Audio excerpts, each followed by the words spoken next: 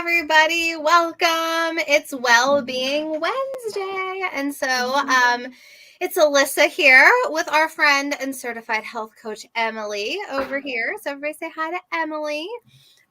We are so excited. We have been bringing this Wellbeing Wednesday series the last Wednesday of every month for the past couple of months, and I know that you're all really excited about some of the changes that you've been making from some of the things that Emily has shared. I heard some of you are drinking more water and trying to get more sleep. So we're really learning a lot. The goal of this group, being called the Social Rescue, is really a place for you to learn more about self-care in general, not just taking care of your skin or, how you wear your makeup or what makeup you wear, but really like just taking care of the whole self.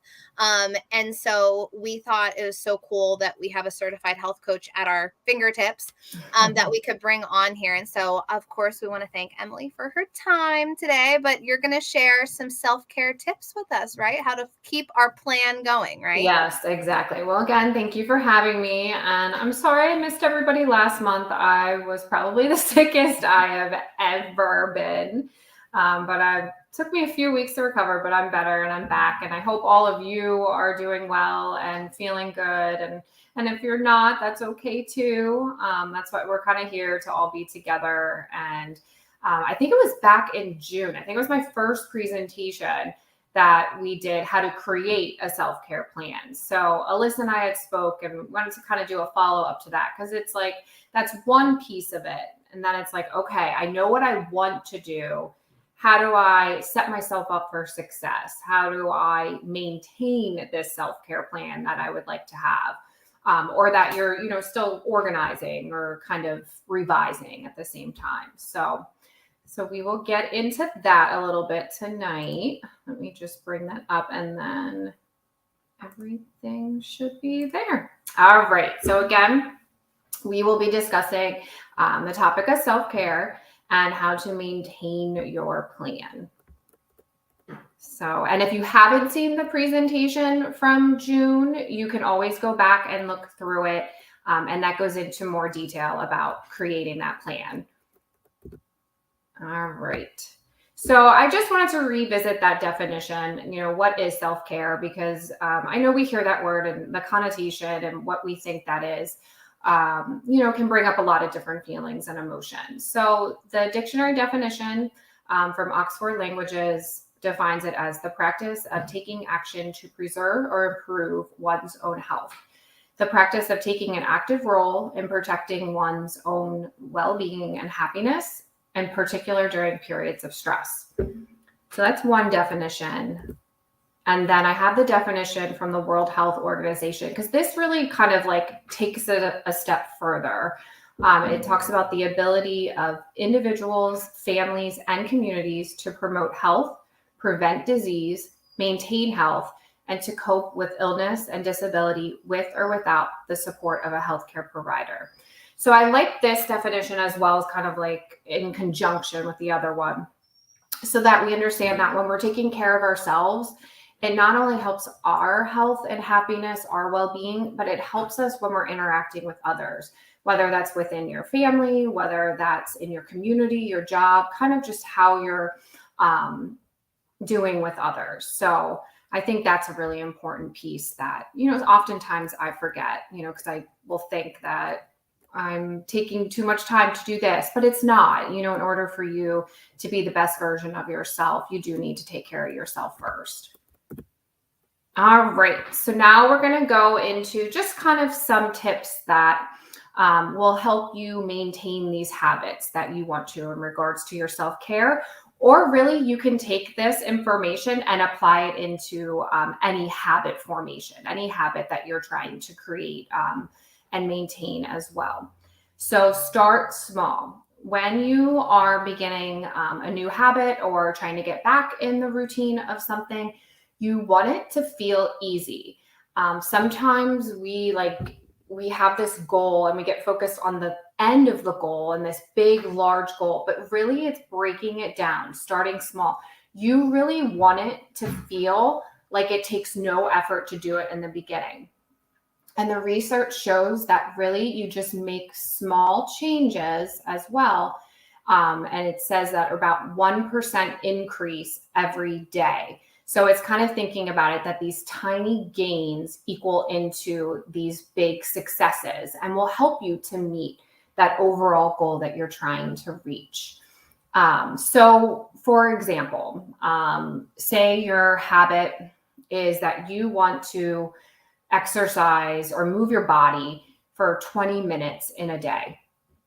You want to then you can chunk that and break that into smaller sessions. You can even start at 2 minutes and then build up from there. Or you can take that 20 minutes in a day and then break it into chunks. So you could do 5 minutes here, 5 minutes there, or one 10-minute session, like other next 10-minute session.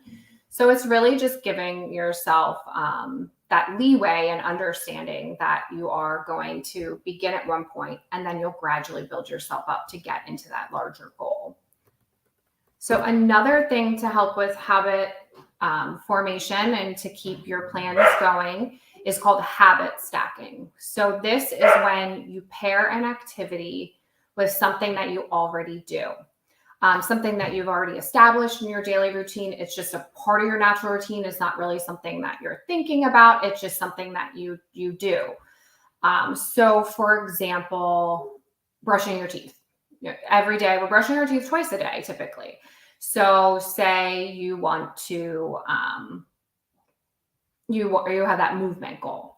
You can do squats while you're brushing your teeth. You can meditate while you're brushing your teeth. And those are just examples. Everybody's goal of what they're doing is different. So it's just kind of like, think about in your day, what are you already doing? And then what can you help add into that? Because you're really going to set yourself up for success if you're pairing it with something that you're already doing. And just a quote from James Clear is that he says to do things that you can sustain. So that's where this will really is a piece that will help set you up for success, to do those things that you would like to do. All right, and on to the next one. So I think this is a really good one because our lives are so busy. No matter what we're doing, we all have different things going on, is to set reminders. So setting reminders, and that's really going to be coming down to like what helps you to remember, what helps to kind of like keep you going and keep you motivated. So for some, that might be you take a sticky note and you write here, okay, this is what I want to do today, or remind myself to take, X amount of time and do this. That can be, I'll use, there's like an alarm reminders that you can set on your phone, whether that's through your calendar, or you can also just set a reminder and pair an alarm with it that it will go off and then you'll see it on your phone. Some other ways would be a calendar. I have a calendar on my phone and also like a regular paper calendar, or kind of maybe like a whiteboard calendar that you have. And you can just make these goals or things that you're trying to do as part of your day so that it helps, again, set you up for success. So there's kind of some little rules or kind of things that, not rules, but really things to like kind of help you remember, maybe to keep these things going. So kind of one of them that James Clear talks about in his book, Atomic Habits, and through some information through all of his website, he talks about never missing twice. So when you're looking at the research of habit formation and maintaining it, it shows that missing once really doesn't have a large impact on your overall goal or what you're trying to achieve. But as you start to kind of get away from that one day, that's when it can start to maybe make it more challenging to keep that routine going or to get in the habit of doing it. So that's one that you can do. Another thing that kind of along with setting reminders is, because we're looking at this as like, setting ourselves up for success, is looking at what are the barriers, like what barriers could potentially, looking at your week or your day, could prevent you from following through, and then how do you overcome those barriers. Another thing that I think is like another kind of good, easy thing to remember is that James Clear calls it this 2-minute rule. So this kind of goes along with helping you not to miss more than one day, where you just literally take 2 minutes. And even if it's not 2 minutes, if it's 30 seconds, any point of it, whatever your goal is, and you take that time and you follow through with it. So again, I'm kind of been using movement as an example. So personally for me, I try to do yoga daily, but sometimes I just don't have 30 minutes, 20 minutes. I don't even have 10 minutes. So I'll take 2 minutes and I'll do certain stretches or poses that I know. But again, you can apply that 2 minutes to anything that you're trying to maintain or to start. All right. The next one that can help you to be successful in maintaining or starting new habits is an accountability partner. So this is somebody that you're comfortable sharing with, who's comfortable sharing with you, who's looking to make some changes, or somebody who already is making changes. Maybe they're doing something that you want to begin doing. Just really somebody that you can connect with in any shape or form to communicate with them about what you would like to do, what you've done. And also this person can be somebody that you can really brainstorm with.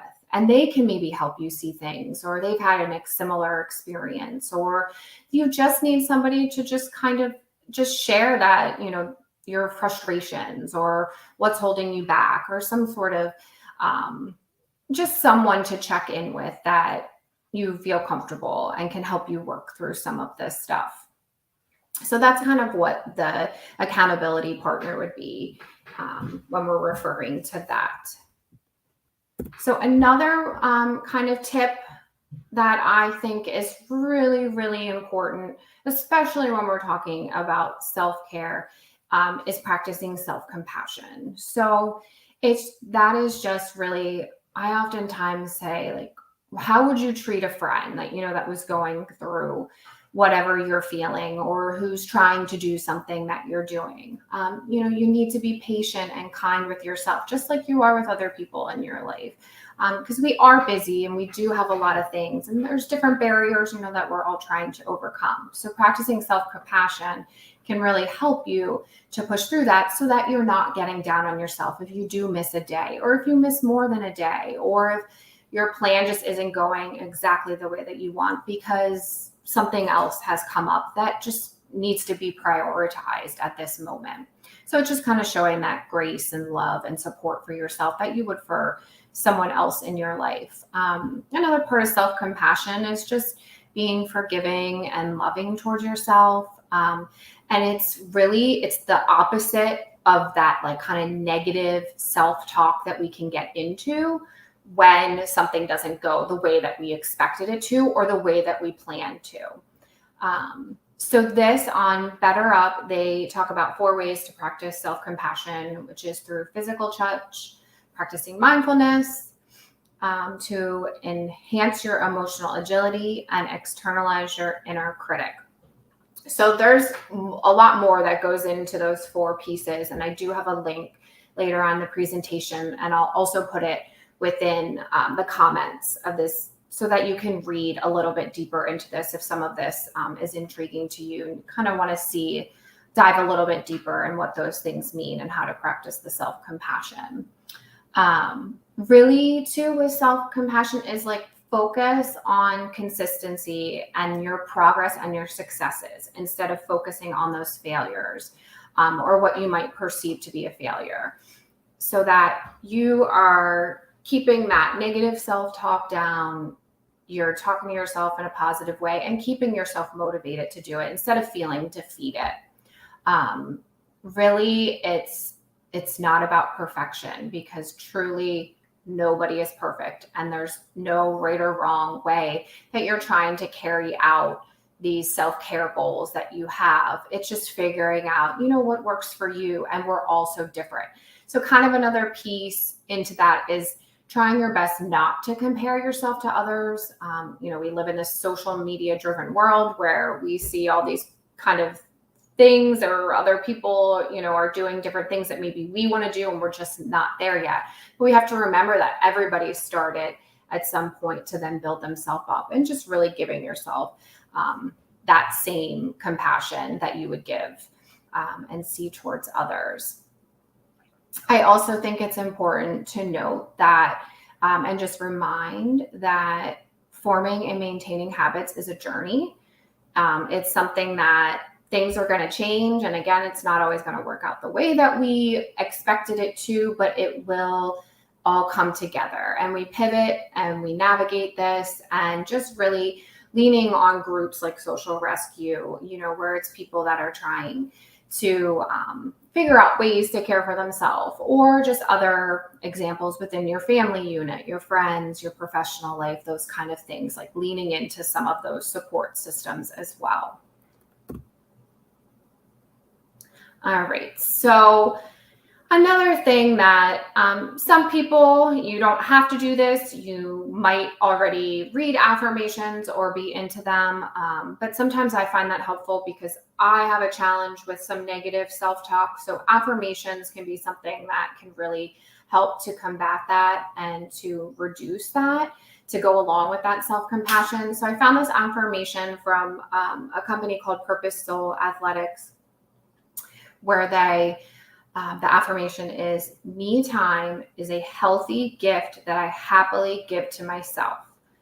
And I chose this affirmation because in the first presentation, I talked about how self-care is not selfish. And we discussed with the WHO definition, how it enables us, when we care about ourselves, it enables us to be better people in all aspects of our lives and to feel more connected. So that's an affirmation. There are so many different affirmations. If you just Google affirmations for kind of even any area of life that you're looking to kind of like build yourself up in a more positive way, you'll be able to find them on there. But I just thought this was a really, really great one that we could have on here, because I want you guys to all know that you deserve to take time for yourself. You deserve to be happy. You deserve to be healthy. Everybody deserves that. And again, it will look different for everyone. And there will be days, that we don't feel as great as others, but that's the aspect and nature of life. It's always going to have its ups and downs. And it's just kind of trying to figure out how to work through those and come out on the other side the way that you really want to. So I had mentioned this book, Atomic Habits. So this is a topic that you're interested in. There's other habit formation tips. These were just kind of some core ones that I thought were really important to share, and that I find that you can really build in easily into your current routines. But this book by James Clear, he also has a newsletter, an email newsletter that you can sign up for. But this is absolutely hands down one of the best self-growth books I have ever read. I actually listen to the audio book because I tend to retain information a little bit better in auditory. But I do recommend this if you like this topic, you're interested in diving into the research a little bit more. He takes a bunch of different research from different fields. And you can get it on Amazon. There's other places that you can get it, but I just wanted to really kind of mention that book because it is really, really wonderful. It's a great resource to use for all different ways of making changes in your life. And then again, here's the sources that kind of I helped in putting this presentation together, and I will put them in the comments so that you can have the links right away. And again, thank you. I'm Emily. I am a certified health coach. My email is there. You can find me on Facebook and Instagram by searching my first and last name. Just know that if you have any questions, or you're just looking for some additional support or looking for more information, you can always use me. I would love to connect. Self-care is really specifically, and well-being is a topic that's near and dear to my heart. Just because for so long I had neglected myself, and I know what that did to me, and we're living in some up and down times. So I'm just here. Just know that I am a resource and a support system for all of you as well. All right. Well, I just want to thank you, Emily, so much, of course, for your time. And I Absolutely. had no idea you were going to bring up the James Clear book. It is by far one of the best things that you can ever read for yourself if you struggle with self-discipline. Yep. I know for me, I'm very much a perfectionist and like a type A personality, which you would think would make me a very disciplined person. But there are areas of my life where I realized I wasn't as disciplined because I hadn't built up the habits Yep. that would help me to have discipline in those areas. So I read/listened, just like you said, back in July, and it was a game changer for me. So highly recommend that book. Yeah. I'm going to sign up for the newsletter because I didn't know he had. Yeah, he does this. It's called 3-2-1. So he'll take some quotes, and then he like always leaves you with kind of like a question to kind of like resonate and think about. And I think what's neat, like with that newsletter and his book, is like it's a very down to earth interpretation. So like no matter what your background is with understand, like you don't need to be a health coach, like you don't need to be in psychology or anything. It's really for everyone, and it's written in a way that's so accessible. Like I try to plug this book off. It's like I'm not getting reimbursed. Like I have nothing to do with James Clear, but like I like listened to that book and was just like blown away. And he really like there was so much. I was like, oh, I wish I could take his whole book and like chunk it all down, but I kind of like picked and choose kind of some important information. Yeah, but yeah, that's really cool. You read that book. Yes. And if you're a self-sabotager, or exactly. Like that is another thing. Those habits, like sometimes we don't realize that it's because of the habits that we've built that aren't good for us, is one of the reasons why sometimes we self-sabotage different goals, like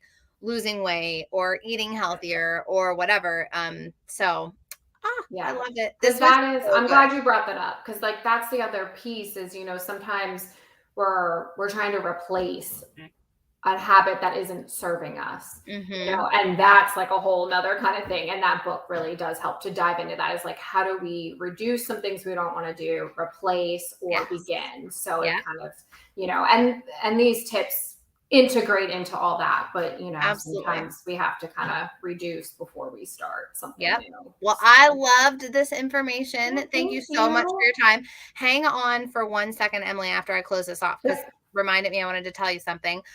But please, everybody, share your takeaways in the comments. I'm going to be recommending this to so many of my friends because I've just been having conversations recently with people, and you hit on so many of the things. So thanks, Emily, for your time. Have a good night. Thank you, everybody. Bye. Thank you.